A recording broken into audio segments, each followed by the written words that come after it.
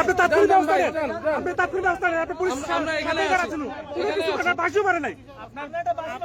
দুইজন এমপি আছে এখানে, সংসদ সদস্য দুইজন আছে, কি নিরাপত্তা? এটা তার মাথায় লাগলো তো তার জীবনে শেষ। হাজার হাজার পুলিশ প্রোটেকশনের গাড়ি, সার্জিস ভাইয়ের গাড়ি এটা।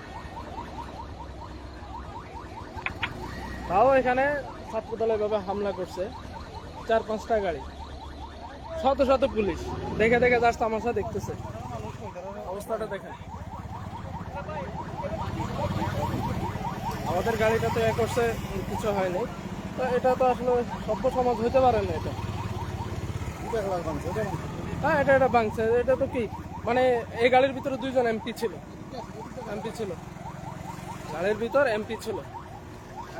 জাস্ট মানে একটা মাথায় লাগলে শেষ হইতো।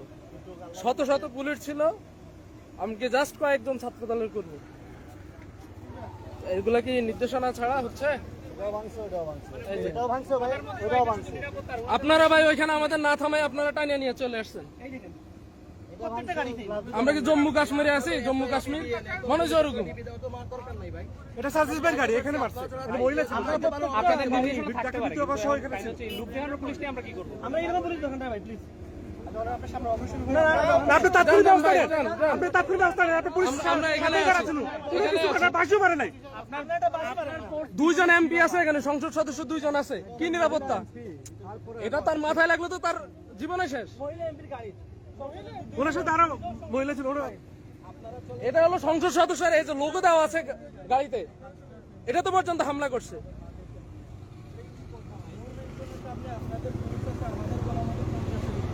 এটা তো পর্যন্ত হামলা করছে, তাহলে আপনার হলো কি? আপনারা এখানে শত শত পুলিশ কি প্রোটেকশন দিচ্ছেন? এই গাড়ির ভিতরে মহিলা আছে, মহিলা এমপি ছিল, মহিলা আছে। মানে ছাত্রদের বলাবেন মিডল ফিঙ্গার দেখেন।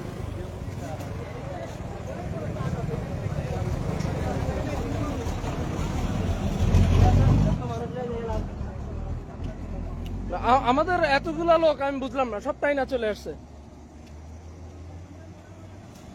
এই যে পুলিশের গাড়ির অবস্থা দেখেন, জাস্ট হলো কি সবাই দেখছে যে হামলা হচ্ছে।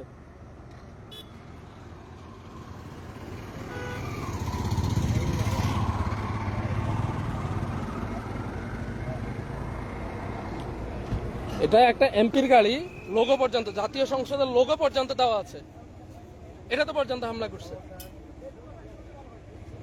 আর পুলিশ এটা নিয়ে মানে টাইনা চলে আসতেছে। এই যে এটা সামনে ছিল এই গাড়িটা, এটাতে হলো আমাদের সংসদ সদস্য মিতু আপু ছিল, আরেকজন হলো কি মহিলা ছিল। জাস্ট এই যে এটা দেখেন, একটা ইটটা একটু হলো কি মাথায় আসলে নাই। মহিলা এমপির গাড়ি। আর পুলিশ আশেপাশ থেকে হলো কি টাইনা নিয়ে আসতেছে আমাদের। মানে ওখানে সর্বোচ্চ 30-40টা হলো কি, 30-40টা হলো কি সন্ত্রাসী ছিল।